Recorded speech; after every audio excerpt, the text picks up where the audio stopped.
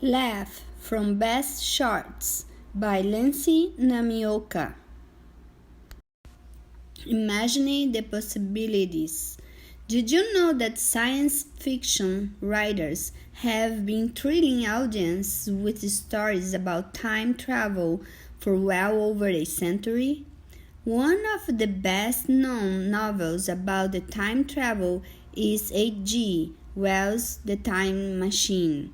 This novel features a main character who builds an incredible time machine and uses it to explore and interact with periods and people far into the future. And it was written way back in 1888. Readers throughout the world have had a long-standing love affair with science fiction because it stimulates their imaginations and weaves together elements of fantasy, science, adventure, mystery, and drama. Several popular science fiction authors have seen their work adapted into movies or television series that involve the creation of elaborate sets and futuristic inventions, and while translating a writer's vision of time travel to film or screen can be difficult and expensive, the payoff is that fans of the book get to see the future or past brought to life in a whole new ways. Despite the countless depictions of time travel in literature, film, and television, there is no evidence that it has ever happened or could happen. It is a testament to the talents of science fiction authors that they are able to write such believable stories about a future no one has yet experienced. Perhaps some of the inventions, environments, and ideas in those stories will be realized someday, though. Imagine that!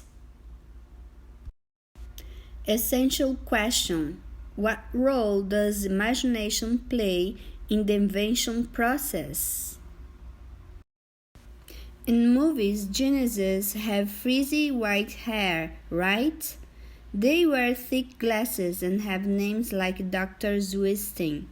Peter Lou didn't have frizzy white hair, he had straight hair, as black as licorice. He didn't wear thick glasses either, since his vision was normal.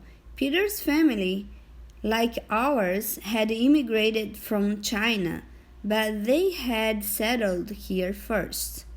When we moved into a house just 2 doors down from the Lou's, they gave us some good advice on how to get along in America. I went to the same school as Peter, and we walked to the school bus together every morning. Like many Chinese parents, mine made sure that I worked very hard in school.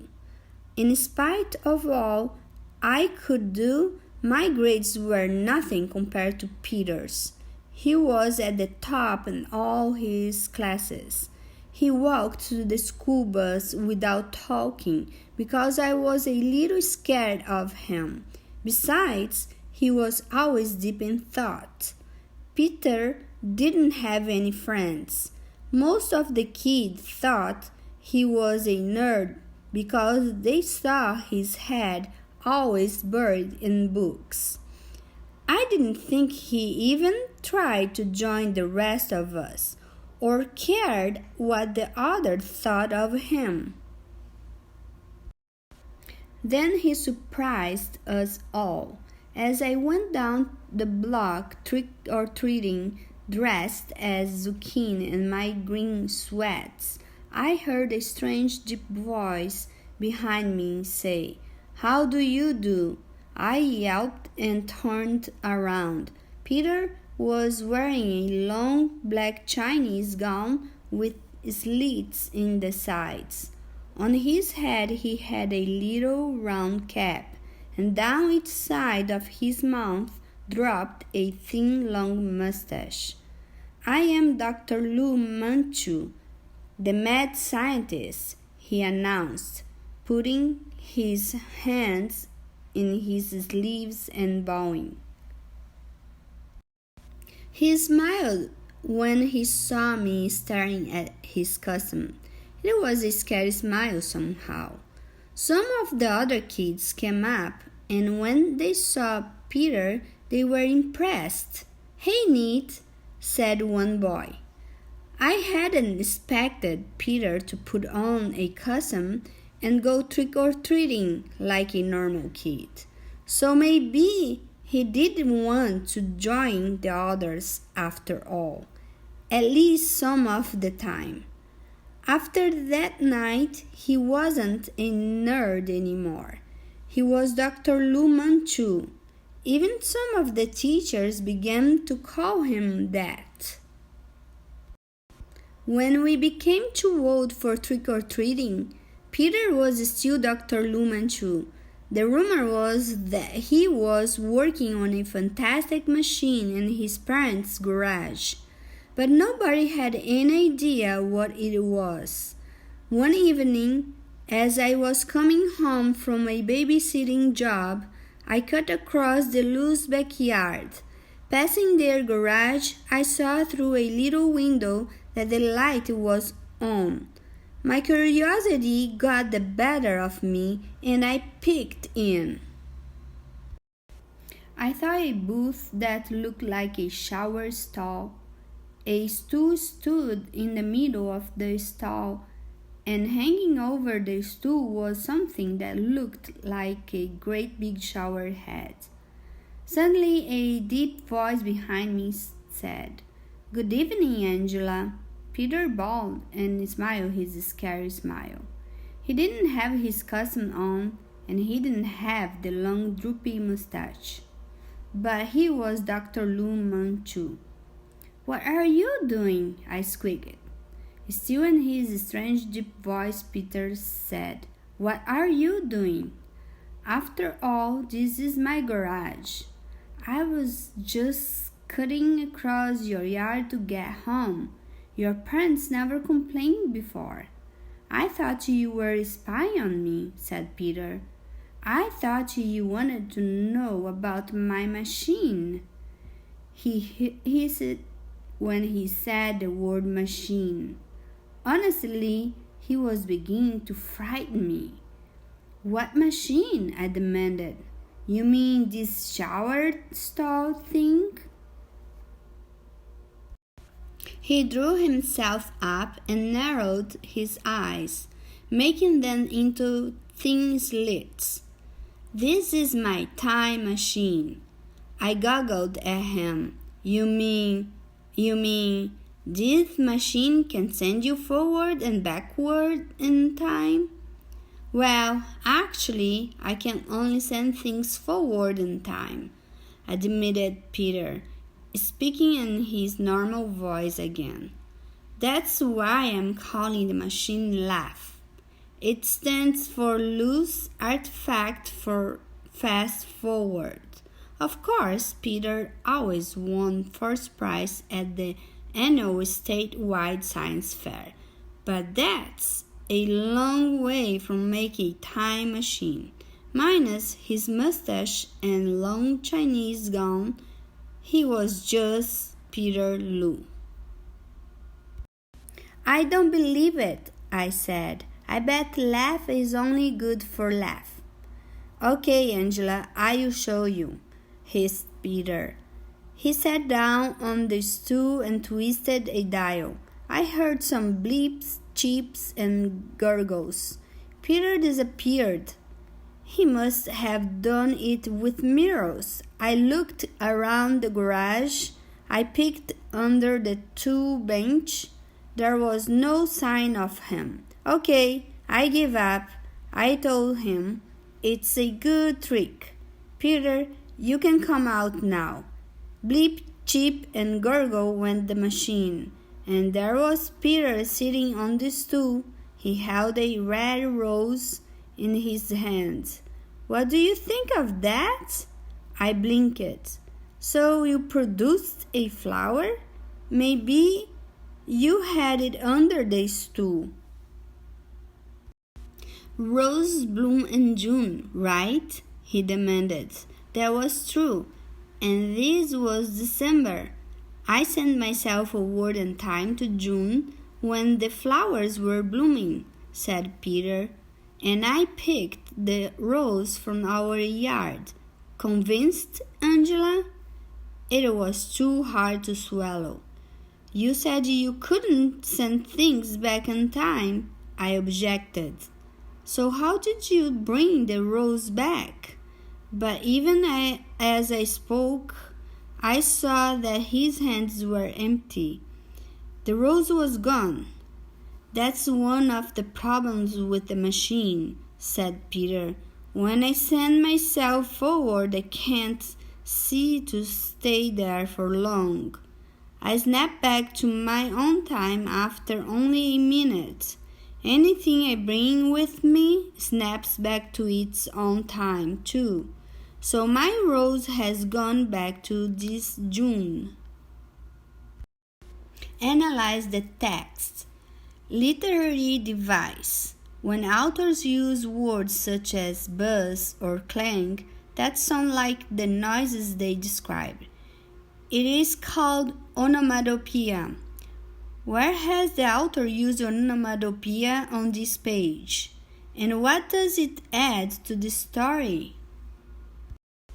I was finally convinced, and I began to see possibilities. Wow, just think, if I don't want to do the dishes, I can send myself forward to the time when the dishes are already done.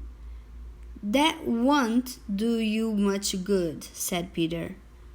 You'd soon pop back to the time when the dishes were still dirty. Too bad. There must be something your machine is good for, I said. Then I had another idea. Hey, you can bring me back a piece of fudge from the future, and I can eat it twice, once now and again in the future. Yes, but the fudge wouldn't stay in your stomach, said Peter. It would go back to the future. That's even better, I said. I can enjoy eating the fudge over and over again without getting fat. It was late, and I had to go home before my parents started to worry.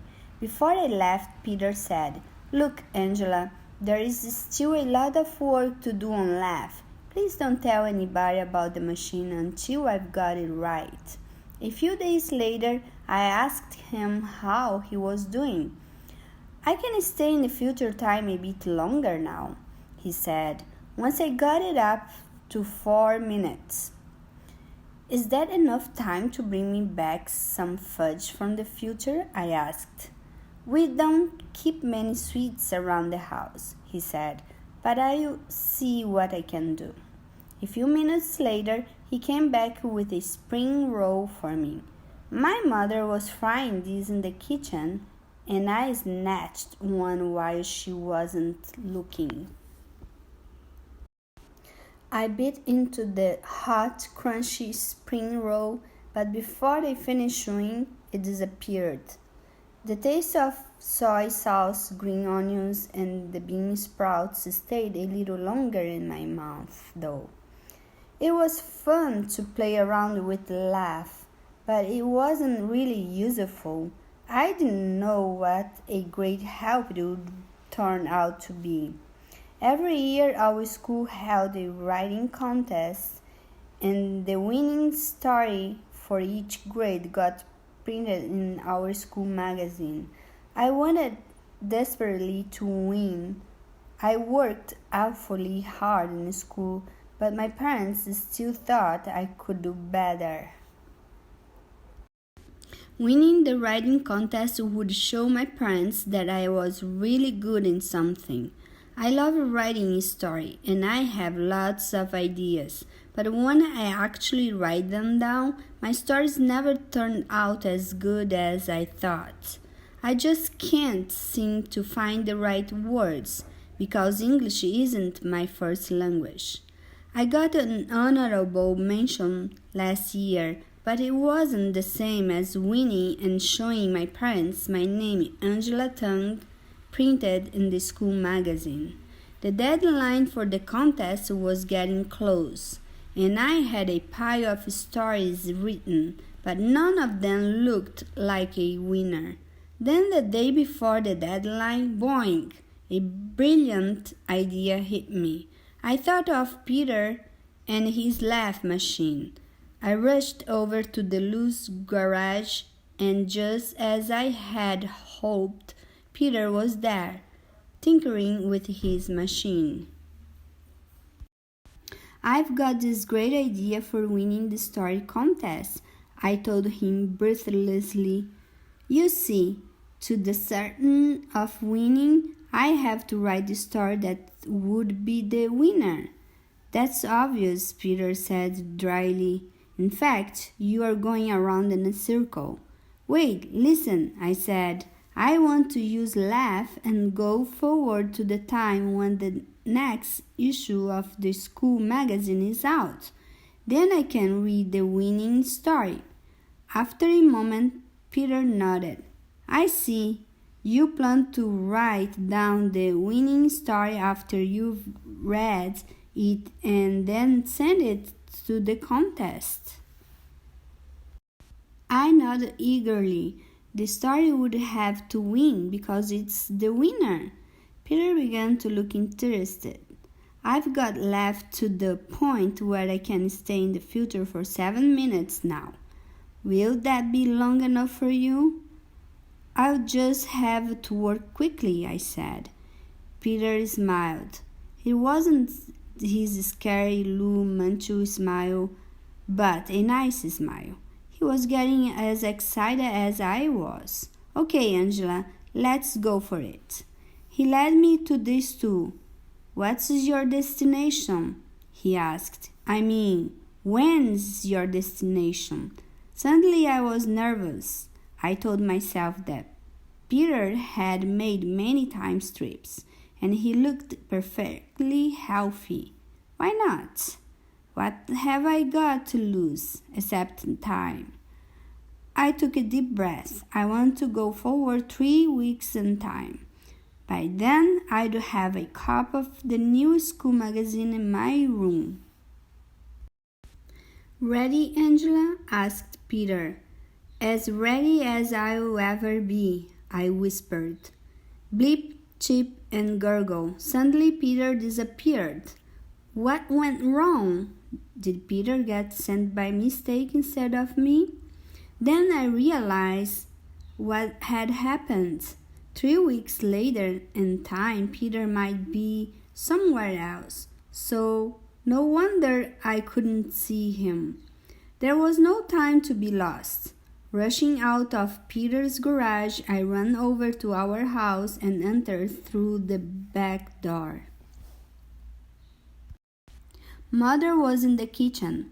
When she saw me, she stared. Angela, I thought you were upstairs taking a shower.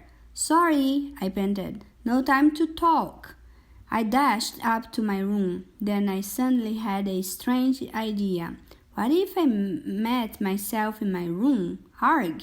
It was a spooky thought. There was nobody in my room. Where was I? I mean, where was the I of 3 weeks later? Wait, Mother had just said she thought I was taking a shower. Down the hall, I could hear the water running in the bathroom. Okay, that meant I wouldn't run into me for a while. Analyze the text. Point of view. From what point of view does the author tell this story? How do you know? How does this point of view affect the way story events are described? I went to the shelf above my desk and frantically paved through the junk piled there. I found it. I found the latest issue of the school magazine. the one with the winning stories printed in it. How much time had passed? Better hurry. The shower had stopped running. This meant the older me was out of the bathroom. Have to get out of here. Too late. Just as I started down the stairs, I heard Mother talking again. Angela, a minute ago you were all dressed. Now you are in your robe again and your hair's all wet. I don't understand. I shivered. It was scary, listening to Mother talking to myself downstairs. I heard my other self answering something, then the sound of my steps coming up the stairs. In a panic, I dodged into the spare room and closed the door. I heard my steps, go past and into my room. The minute I heard the door of my room close, I rushed out and down the stairs. Mother was standing at the foot of the stairs. When she saw me, her mouth dropped. But, just a minute ago you were in your robe and your hair was all wet. See you later, Mother, I panted, and I ran. Behind me, I heard Mother muttering, I'm going mad. I didn't stop and try to explain. I might go mad too.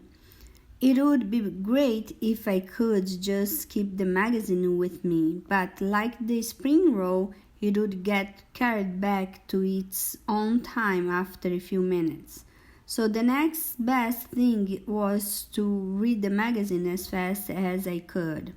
It was hard to run and flip through the magazine at the same time, but I made it back to Peter's garage and plopped down on the stool. At last I found the story that had won the contest in our grade. I started to read. Suddenly I heard bleep, chip, and gurgle, and Peter loomed up in front of me. I was back in my original time again, but I still had the magazine. Now I had to read the story before the magazine popped back to the future. It was hard to concentrate with Peter jumping up and down impatiently, so different from his usual calm, collected self. Analyze the text. Story structure, setting, where the story happens, is often an important part of a story structure.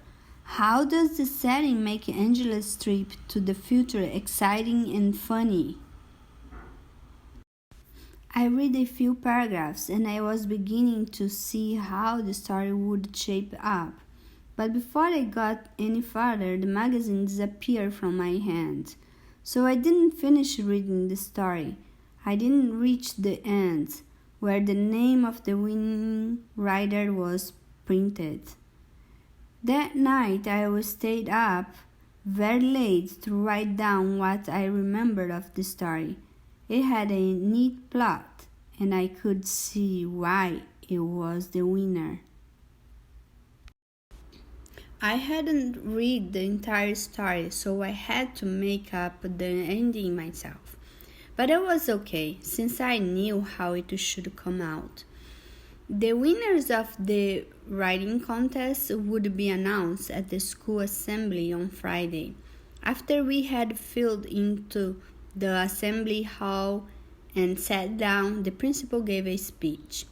I tried not to fidget while he explained about the contest. Suddenly I was struck by a dreadful thought. Somebody in my class had written the winning story, the one I had copied. Wouldn't that person be declared the winner instead of me? The principal started announcing the winners. I chewed my knuckles in an agony of suspense. As I waited to see who would be announced as the winner in my class. Slowly the principal began with the lowest grade. Each winner walked in slow motion to the stage, while the principal slowly explained why the story was good. At last, he came to our grade. The winner is... He stopped, slowly got out his handkerchief, and slowly blew his nose. Then he cleared his throat. The winning story is Around and Around by Angela Tang. I sat like a stone, unable to move. Peter nudged me. Go on, Angela. They're waiting for you. I got up and walked up to the stage in a daze. The principal's voice seemed to be coming from far, far away, as he told the audience that I had written a science fiction story about time travel. The winners each got a notebook bound in imitation leather for writing more stories. Inside the cover of the notebook was a ballpoint pen, but the best prize was having my story in the school magazine with my name printed at the end. Then why didn't I feel good about winning? After assembly, the kids in our class crowded around to congratulate me. Peter formally shook my hand. Good work, Angela, he said and winkled at me. That didn't make me feel any better. I hadn't won the contest fairly. Instead of writing the story myself, I had copied it from the school magazine. That meant someone in our class, one of the kids here, had actually written the story. Who was it? My heart was knocking against my ribs as I stood there and waited for someone to complain that I had stolen his story. Nobody did. As we were riding the school bus home, Peter looked at me. You don't seem very happy about winning the contest, Angela. No, I'm not, I mumbled. I feel just awful. Tell you what, suggested Peter. Come over to my house and we'll discuss it. What is there to discuss? I asked glumly. I won the contest because I cheated. Come over anyway. My mother bought a fresh package of humble and Chinatown. I couldn't turn down that invitation. Humble, a roll stuffed with barbecue pork, is my favorite snack. Peter's mother came into the kitchen while we were munching, and he told her about the contest. Mrs. Lu looked pleased. I'm very glad, Angela. You have a terrific imagination, and you deserve to win. I like Angela's stories, said Peter. They're original. It was the first compliment he had ever paid me, and I felt my face turning red. After Mrs. Lu left us, Peter and I each had another humble, but I was still miserable. I wish I had never started this. I feel like such a jerk. Peter looked at me, and I swear he was enjoying himself. If you stole another student's story, why didn't that person complain? I don't know, I wailed. Think, said Peter. You're smart, Angela. Come on, figure it out. Me? Smart? I was so overcome to hear myself called smart by a genius like Peter that I just stared at him. He had to repeat himself. Figure it out, Angela. I tried to concentrate. Why was Peter looking so amused? The light finally dawned. Got it, I said slowly. I am the one who wrote the story. The winning story is your own, Angela, because that's the one that won. My head began to go around and around. But where did the original idea for the story come from? What made the plot so good? Asked Peter. His voice sounded unsteady. Well, in my story, my character used a time machine to go forward in time. Okay, whose idea was it to use a time machine? It was mine, I said slowly. I remembered the moment when the idea had hit me with a boing. So you stole from yourself, sputtered Peter. He started to roar with laughter. I had never seen him break down like that. At this rate, he might wind up being human. When he could talk again, he asked me to read my story to him. I began. In movies, geniuses have frizzy white hair, right? They wear thick glasses and have names like Dr. Zwisting. Count on creativity. The main character is Nancy Namioka's short story Laff. Goes to extreme misery to ensure that she takes home top honors in a writing competition and sees her story published in the school magazine. Winning the contest is a thrill, especially when she realizes she has learned a lesson much more valuable than a contest prize.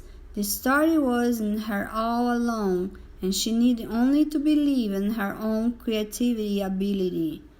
This lesson is one that even the most celebrated professional authors have to consciously reinforce within themselves.